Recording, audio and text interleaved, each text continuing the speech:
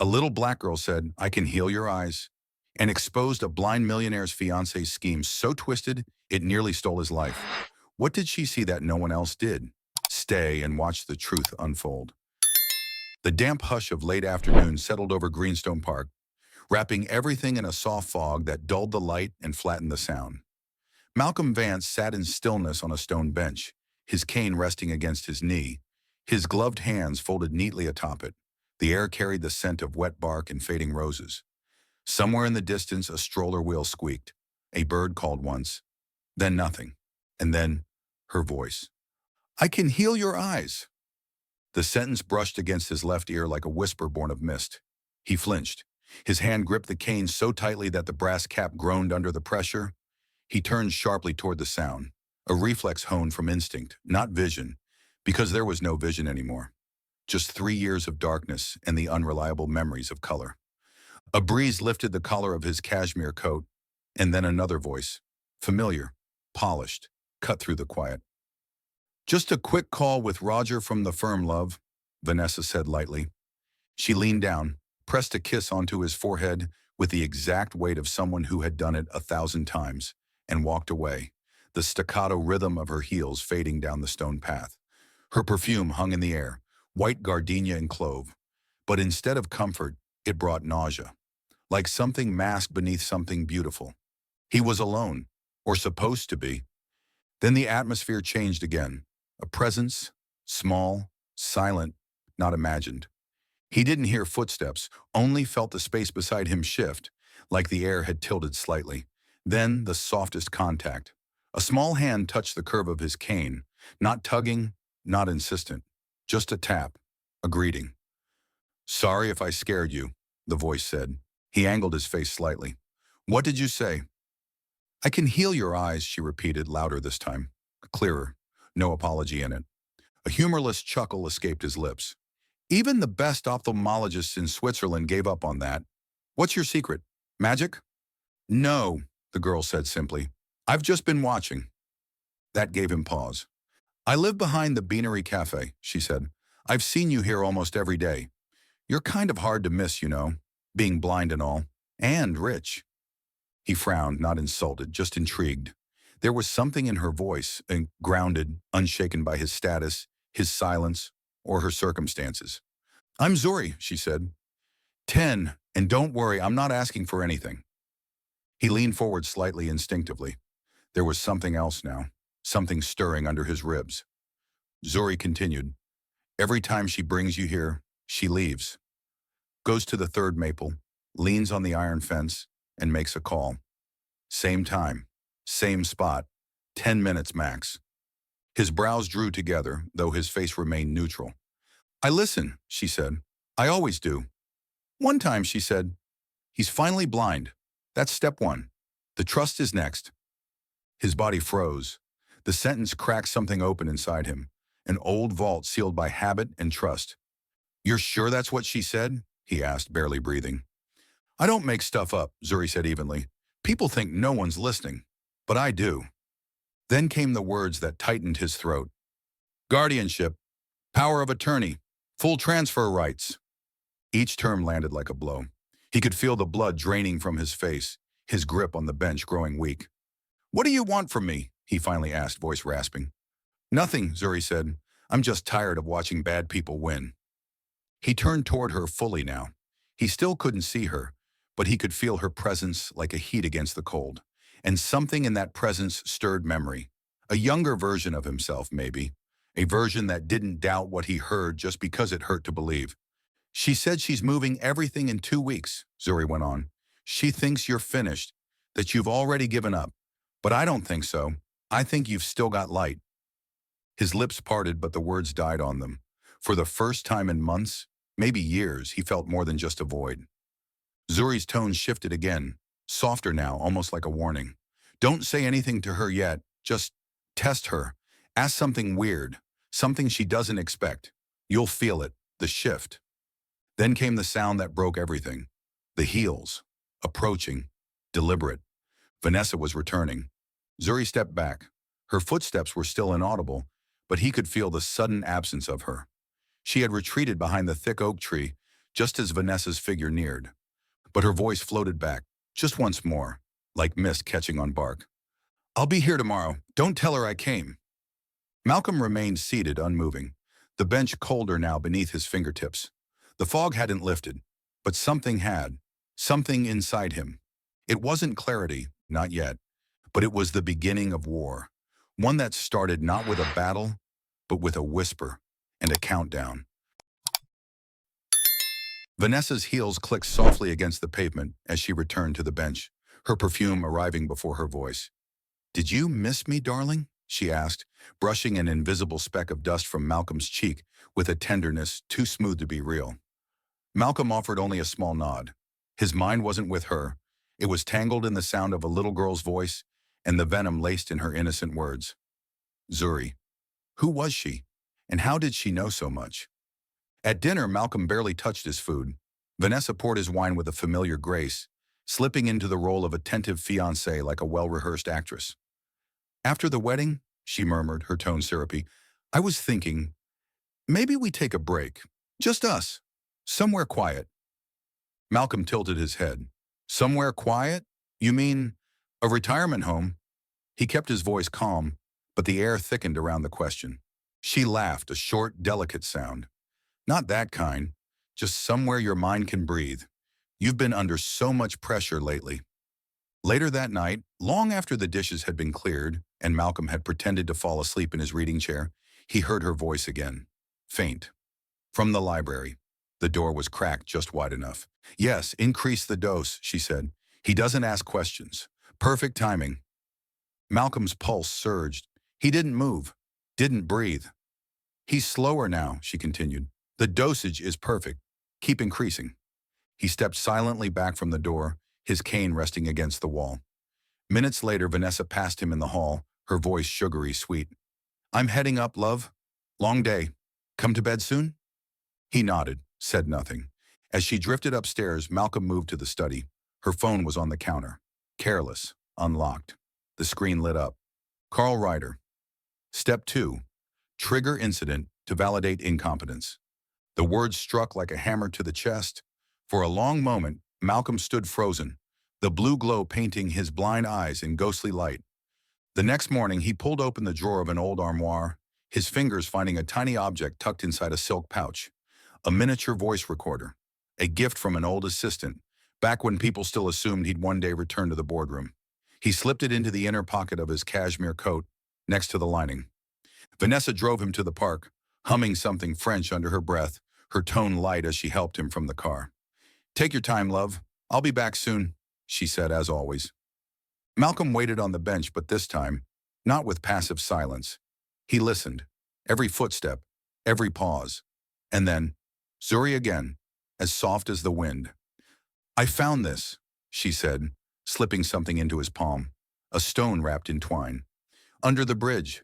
Helps me when I'm lost." He felt the texture, rough edges, cool to the touch, weighty in meaning. "Why are you helping me?" he asked. Zuri sat down beside him. "Because nobody else sees you," she replied. "And because I do." There was a stillness in her voice that made him lean in. And then she whispered, "She called me a liability once. I heard her say, once he signs, the board won't even matter." Malcolm's stomach twisted. His thoughts blurred into a reel of moments. Times when he nodded off mid-meeting, forgot key dates, found himself staring blankly at walls with no idea how long he'd been there. It had felt like aging. But now, "This isn't medication," Zuri said, her eyes on him. "It's memory control, in a bottle." His throat went dry. His jaw tightened. That evening, Vanessa sent a text. "You seemed anxious today. Maybe stay in tomorrow. I'll bring you lunch." Malcolm didn't reply. Instead, he waited until the house fell asleep. He pressed record on the mini recorder. His voice, gravelly and low, filled the silence. "If something happens to me, someone needs to know I'm still here." The next day at the park, Zuri grasped his hand, her small fingers wrapping around his like an anchor. "They're not killing you," she said quietly, her eyes fierce. "They're erasing you." He didn't speak, but something in his chest cracked open, something long buried, long numbed. "You have to fight," Zuri said, "but not yet. You need proof." That night, Vanessa returned from a late errand, with a soft smile and a new bottle. "New formula," she said, unscrewing the cap. "You'll feel better. Promise." Malcolm took the pill in his hand. It was smooth, smaller than before, but colder. Somehow, colder. He didn't swallow it. He just sat there, fingers curled around the capsule, listening to the silence in the room and feeling it whisper something back. Not yet, but soon. And somewhere in the back of his mind, the countdown ticked louder. Malcolm sat motionless in the back seat of the idling car, the hum of the engine barely registering through the hurricane twisting inside his chest. Beside him, Zuri's presence was steady, a kind of anchored silence. Then her voice came, quiet and clean. "He won't hurt you, but you might not like what you hear.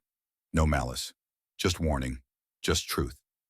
Malcolm gave a slight nod and opened the door. The dockside diner slouched at the edge of the wharf like an old drunk trying to stay upright. Its flickering neon sign buzzed overhead, half of it dead. Inside, it smelled of salt, grease, burnt coffee, and secrets that no one ever confessed aloud. There were no cameras. The lights were dim. Chairs groaned under their own weight, and the only sounds were the low murmur of a dusty jukebox and the wind rattling loose window panes. In the back corner sat a man who didn't rise. Nico Blaine, his fingers curled around a chipped white mug, his face half hidden beneath the brim of a cap that had seen better days. The fixer. He lifted his chin, eyes locking onto Malcolm, and motioned to the seat opposite. "I used to work for her," he said, like he was reciting a prayer he hadn't believed in for years. Malcolm didn't ask who. He didn't need to. Nico exhaled and leaned back. "2 years ago, Vanessa paid me to do 3 things. First, forge a cognitive decline report under your name. Second, pressure your top 3 shareholders to quietly transfer their voting rights to her. Third, set up a ghost shell company called Atlas Meridian. Been using it to vacuum your assets dry. You never saw it because you weren't looking at mail anymore." Malcolm's hand flexed under the table, fingers curling into a loose fist. "Go on," he said. Nico reached into his coat and slid a small USB drive across the table. It clicked against the wood like a gavel. "Private meeting. Vanessa and Carl Ryder. Start at the 20-minute mark. You'll hear it plain. We frame the fall, push the papers, and lock him in luxury." Her words. Malcolm didn't touch the drive. He stared at it like it might explode. His voice was hoarse. "Why are you giving me this now?" Nico's mouth twitched. Not a smile. Something heavier. "Because your little soldier knocked on my soul," he said, and she wouldn't go away. Across the street, through a cracked window pane, Zuri stood guard.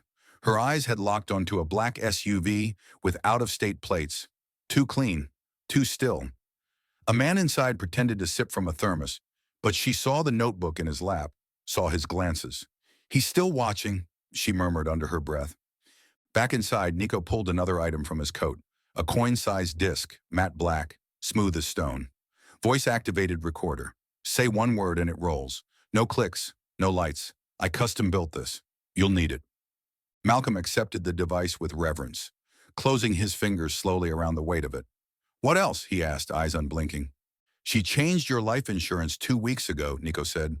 "Filed a beneficiary update with a forged signature. You didn't sign it, but it's real now, on paper. Want to guess whose name's on it?"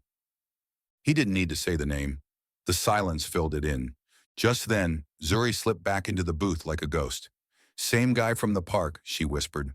"Still watching." "Been 2 days." Nico's jaw tensed. "Then we've got less time than I thought." He pulled a sleek business card from his wallet and placed it on the table. "Talia Chen, legal exorcist for people like you. She doesn't lose." Malcolm ran a thumb over the embossed print. "Chen and Associates, medical and financial fraud litigation. Special cases only." He pocketed the card, then turned to Zuri. "How do you know who to trust?" Zuri didn't blink. "I don't. I just know who not to." It wasn't bravado. It was certainty. Malcolm stared at her. She looked so small next to the heavy truths on the table, and yet somehow she held them better than he could. He reached into his coat and pulled out the stone she'd given him, the one with the frayed twine still wrapped around it. This time, it felt warm, a living thing. They stood as one, Nico slipping quietly out through the back. Zuri stayed by Malcolm's side as he moved to the diner door. He glanced out the window toward the SUV. Gone. No sound, no trace, just silence where danger had been. They weren't watching anymore. They were moving. That evening, the city turned to mirrored dusk. Malcolm stood before a narrow building wedged between glass towers downtown. No signage, just frosted glass with faint etched words, Chen and Associates. He entered the lobby, slow but certain. His cane tapped once on the marble tile. The receptionist looked up and froze. His presence carried a pressure now. He wasn't lost anymore. "I need to see Miss Chen," Malcolm said, voice like a locked vault cracking open. The woman blinked. "Do you have an appointment? Tell her Malcolm Vance is here." He waited just one beat more, then added, "And I'm not blind anymore." Malcolm awoke before dawn, his joints stiff, his mind sharper than it had been in weeks. The darkness he lived in no longer dulled him. It focused him. Zuri's voice still echoed in his mind like a warning siren. "She wants you to fall." Literally. He swung his legs over the edge of the bed, inhaled sharply at the pain in his knees, and began dressing. Each button on his shirt took effort, but he finished it himself. No help, no weakness. When the car arrived, Malcolm dismissed the wheelchair offered by the driver with a curt wave. "Drop me off at the Greenstone Gate. I'll handle the rest." The man hesitated, then nodded. The air was damp and cold, the sidewalk slick with early dew. Across the street, Zuri and Nico watched from the shadows, hidden beneath the awning of an abandoned bookstore. Zuri tapped the stopwatch in her hand. Malcolm's cane struck pavement with rhythmic taps. One step, two, three. By the 17th, disaster struck. A boy on a scooter whizzed past, just enough contact to throw him off balance. His body twisted violently. His foot missed the next step, and he crashed against the edge of the stone stairs. The sound was brutal. A crack, a grunt, then silence. Time warped. Vanessa was there in seconds, breathless, eyes wide with artificial panic. "Malcolm, oh God, someone help!" Her fingers trembled as she dialed. "He fell. I'll send the timestamp now. Use phrasing variant 2? Yes. Yes. Got it." Malcolm, eyes shut tight, heard every word. Moments later, an ambulance screeched to a halt. Clara Young stepped out, clipboard in hand, calm and clinical. "He's stable, alert. Small fracture likely." She drew a syringe. "Low-dose morphine, just enough to calm the shock." Malcolm turned his face. "No," he whispered. Clara frowned. "It's standard protocol, Mr. Vance. You need—" He grabbed her wrist, used his index finger to spell out one word into her palm. "No." She paused. A flicker of something, respect or calculation, passed across her face. "Understood," she said. "Vitals are stable. Let's move." That night, the hospital room was still. Malcolm lay under a sterile white sheet, bruised but alert. Zuri appeared as if conjured by shadow, slipping through the door with a small plastic capsule hidden in her palm. "Fake pill bottle," she whispered. "Identical size. Vitamin D inside." He took it, held her wrist for a moment. "Thank you." Vanessa visited later, all softness and concern. "New formulation," she said sweetly, holding up the new bottle. "The doctor says it'll help you sleep." Malcolm nodded, placed the pill on his tongue, then turned away. She never saw him spit it into his palm and drop it quietly beneath the blanket. In the hallway, Talia Chen filed a motion with the court to delay the medical incompetency review. Her documents cited irregular prescriptions, unauthorized dosages, and a history of suspicious access by private caregivers. A judge approved the hold pending investigation. Meanwhile, Clara updated Malcolm's medical record. Shows signs of cognitive decline, delusional phrases, pauses mid-thought, confused expression. It was all fabrication, but systematic. Elsewhere, Nico sent Malcolm a series of photographs. Cayman Islands wire transfers from a fund labeled New Horizon Children's Trust. The destination was a shell account owned through 2 holding companies, both tied to Vanessa Riker. Zuri noticed someone trailing her at the bakery. The same man, hoodie, sunglasses. He never approached, but he never vanished either. Nico immediately assigned 2 civilian-dressed guards to follow her movements without breaking cover. Back at the mansion, Malcolm prepared the trap. Inside the study, he activated the voice-activated microcamera embedded in the cap of a luxury pen. At exactly 11:56 p.m., Vanessa entered, humming faintly. She sipped red wine and drifted toward the safe. "He's soft now," she said into her phone. "We'll go tomorrow. Have the revised power of attorney ready." She opened the safe, retrieved a folder, thumbed through documents, then left, never realizing she'd been recorded. After she disappeared upstairs, Malcolm retrieved the pen and listened to the playback. Her voice, her actions. Undeniable. He clicked on his personal recorder. If I am found deceased or deemed mentally unfit, open the file labeled Z23 and deliver it to attorney Talia Chen. This is not confusion. This is intent. At 10:44 p.m. the following evening, Vanessa entered his room with a bottle of wine and a sorrowful smile. "Let's just leave all this behind," she whispered, settling into the chair across from him. "Let's elope. You need peace, not all this chaos." Malcolm turned his face toward her, unblinking. "I remember everything now." She froze. The next morning, Clara left a new bottle of pills on the nightstand. The dosage was doubled. A small handwritten note slipped beneath the cap read, "Doctor says last step." Malcolm held it in his palm, stared down at it like it was the edge of a cliff. He wasn't falling. He was preparing to jump first. Malcolm Vance stood at the base of Vance Tech's marble steps like a monument risen from myth. Cane in one hand, the other wrapped in a sleek black bandage. His suit was tailored sharp, the high collar crisp, silver buttons gleaming like metals. The morning air hung heavy with tension, pierced by whispers and halted footsteps. Employees who once believed he was gone now found themselves face to face with a ghost that refused to die. Inside the glass atrium, Doña, his longtime assistant, froze as he passed. No words, just a single nod, like a loyal soldier saluting a general returned from exile. No one stopped him. No one dared.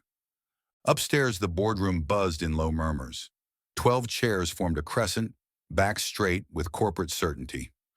Vanessa Riker sat confidently at the curve's apex, draped in an emerald dress that shimmered with intention. A gold watch clasped around her wrist ticked like a quiet warning. Beside her, Carl Ryder scribbled legal shorthand with robotic calm. Every now and then, he nodded at her whispered remarks. Vanessa stood with grace. Her voice trembled with controlled sorrow. "We're here because we love this company, and we love Malcolm. But love is also responsibility." Her eyes glossed with manufactured tears. "It's painful to watch a giant fade. He was a lighthouse. But now, even the strongest beams dim." She paused for effect.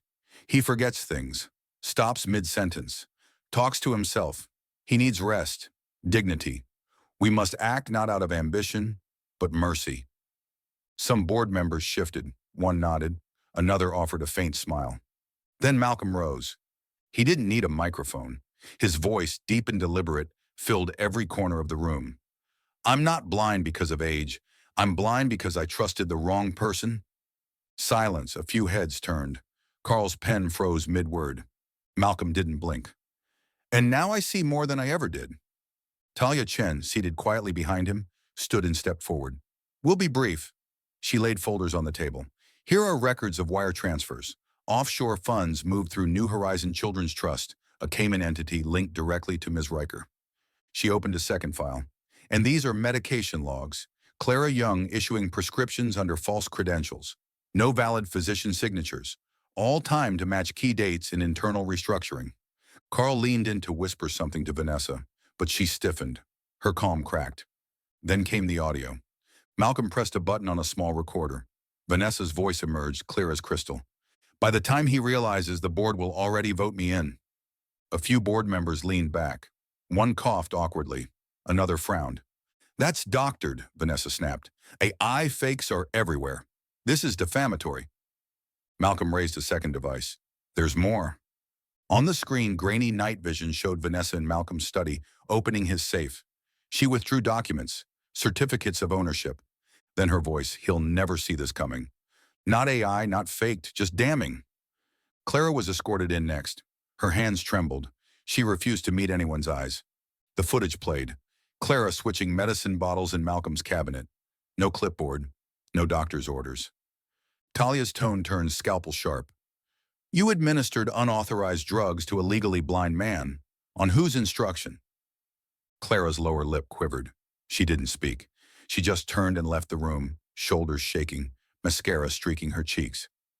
Vanessa didn't flinch. She stared at the door like it owed her something. Then the unexpected. The back doors creaked open. Zuri entered, Not in formal wear, not in designer shoes, but in her usual oversized hoodie, worn sneakers and jeans.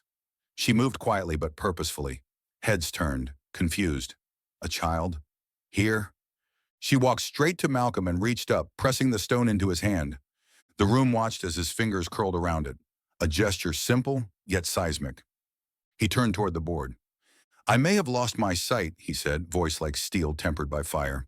But you, Vanessa, you lost your soul. To greed, to the addiction of control, to the terror of being ordinary. The silence that followed was different this time. It was not stunned. It was shamed. One board member closed his folder without a word. Another slowly tore his voting notes in half, the rip echoing like thunder. At the head of the table, the chairman, silver-haired, gold-rimmed glasses, catching the light, cleared his throat. He didn't rush. He didn't raise his voice.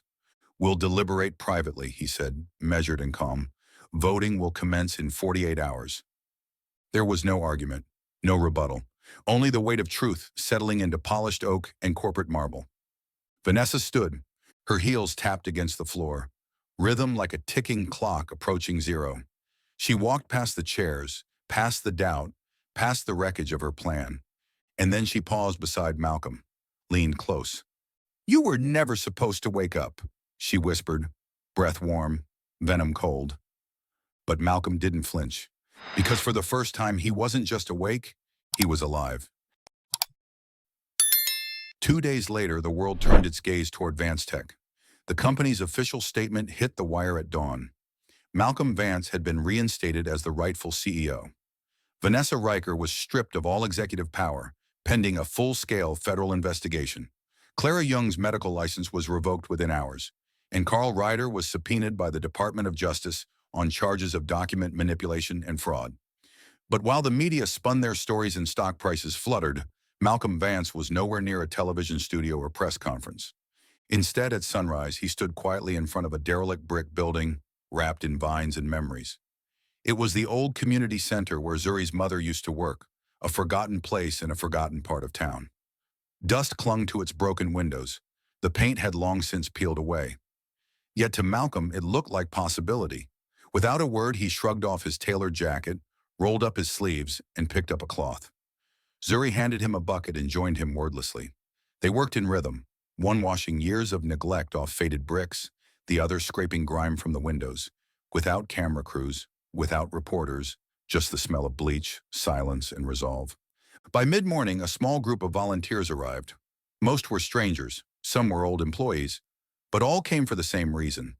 They had heard that Malcolm Vance was rebuilding something, not with steel and glass, but with grit and intention. Standing before them, Malcolm addressed the group with a single sentence.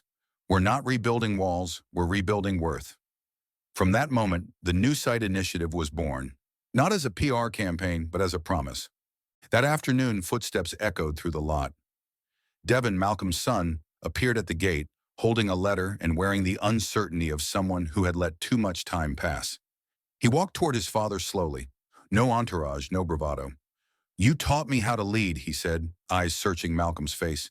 Now teach me how to see what matters. Malcolm studied his son for a long moment, then reached out and placed a firm hand on Devin's shoulder. They didn't need to say anything else. For the first time in years, they stood together, not as titan and heir, but as father and son. Minutes later, Zuri returned with 6 children in tow. Kids from alleyways, shelters, and broken homes. Kids like she once was, overlooked, written off, discarded. They carried cans of spray paint, brushes, and a single vision. Under Zuri's guidance, they began to transform the towering sidewall into a mural. Malcolm and Zuri stood hand in hand beneath a sky bursting with stars, light bursting from their joined palms, illuminating a galaxy that stretched across the brick. It wasn't perfect, but it pulsed with hope. The opening of the center was quiet, almost sacred. There were no ribbon cuttings, no glossy banners. Donya came, her eyes glassy but proud. Talia Chen stood at the back, arms folded, watching with quiet approval. A couple of board members showed up, uncertain at first but moved as the mural took form. Then Zuri stepped forward, the small stone still clutched in her hand. She spoke only one sentence, her voice clear and unwavering. Light doesn't always shine from the eyes. Sometimes it speaks. A young reporter broke the moment. "Mr. Vance," he asked, "are you going to sue Vanessa Riker?" The crowd stilled. Malcolm looked up from the mural, then down at the children now drawing comets across the stars. "Let her live in the darkness she tried to put me in," he answered quietly. It was not a dismissal. It was mercy. The following morning, Malcolm's lawyer received an encrypted email from Vanessa Riker herself. She offered millions in hush money, a private settlement in exchange for his silence. Malcolm didn't hesitate. He forwarded it straight to federal investigators, attaching a single line: "Justice doesn't need whispers." Later that evening, Nico arrived carrying a small yellowing photograph. "Found it," he said. In the picture, a younger Zuri stood beside her mother, both beaming in front of the very building they were now restoring. "It used to hang on the wall here. Thought you should have it." As dust settled, the last children drifted home. The mural dried under a lavender sky. Malcolm remained. The leather cord around his neck held the small stone Zuri had once placed in his hand. He reached for it now, feeling the warmth of its weight. Standing before the painted stars, he whispered not to the wind, but to the truth they'd fought to reclaim. "We didn't just survive her betrayal. We turned it into purpose. We carried the light." In the end, it wasn't just the blind millionaire who regained his vision. It was all of us who were reminded that sometimes truth speaks loudest through the quiet courage of a little black girl who simply said, "I can heal your eyes." This story wasn't just about betrayal, power, or a fiancé scheme. It was about light, carried, not seen. What would you have done in his place? And could a child's honesty change your world too?